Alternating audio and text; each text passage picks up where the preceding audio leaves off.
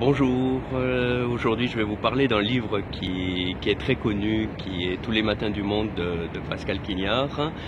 Donc je suis Marc Le Goûteur d'Art et je suis précisément à la confluence ici du Rhône et de la Saône à Lyon. Derrière moi, je vais me retourner, ça va faire bouger un petit peu la caméra. Voilà, j'ai le musée des confluences là, avec son architecture futuriste.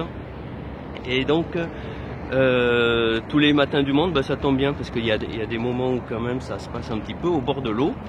Et donc c'est un livre de Pascal Quignard que j'avais lu il y a quelques années et que j'ai relu pour l'occasion, pour me remettre un peu mieux les choses en tête avant de vous en parler. Et donc c'est un bouquin qui est connu, il y a eu un film, pardon, je voulais dire, et c'est peut-être le film d'ailleurs qui est plus connu que le livre. Et genre je sais plus, c'était peut-être le premier livre que j'ai lu de Pascal Quignard. Ensuite j'en ai lu un certain nombre, je les ai à peu près tous achetés, pas encore tous lus. Et c'est un auteur que j'aime par son érudition, c'est vraiment un plaisir. Alors celui-là est relativement simple à lire, il y a pas des choses très compliquées. Souvent il aime bien ressortir des mots anciens,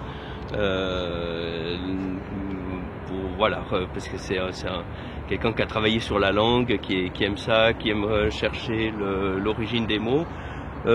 Pour ceux qui connaîtraient pas l'intrigue, c'est l'histoire d'un musicien, monsieur de Sainte-Colombe, qui est un joueur de viol de gambe et qui a fait évoluer non seulement le jeu mais aussi la technique, qui a rajouté une corde, il y avait 6 cordes et lui il en a rajouté une 7e plus grave, ce qui permettait d'étendre la tessiture de l'instrument, mais qui a aussi fait évoluer la manière de poser un archet sur les cordes, etc.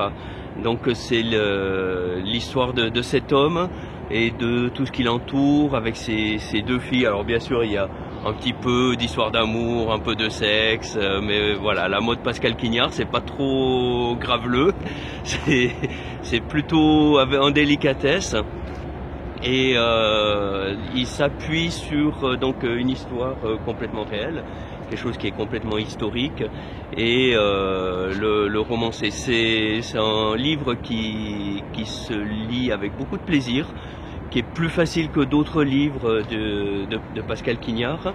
Et si vous avez lu le film, peut-être vous avez vu le film, pardon, peut-être vous avez lu aussi le livre et réciproquement.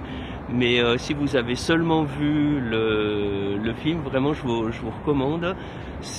Ou si vous l'avez déjà lu, je pense que vous y replongerez avec plaisir.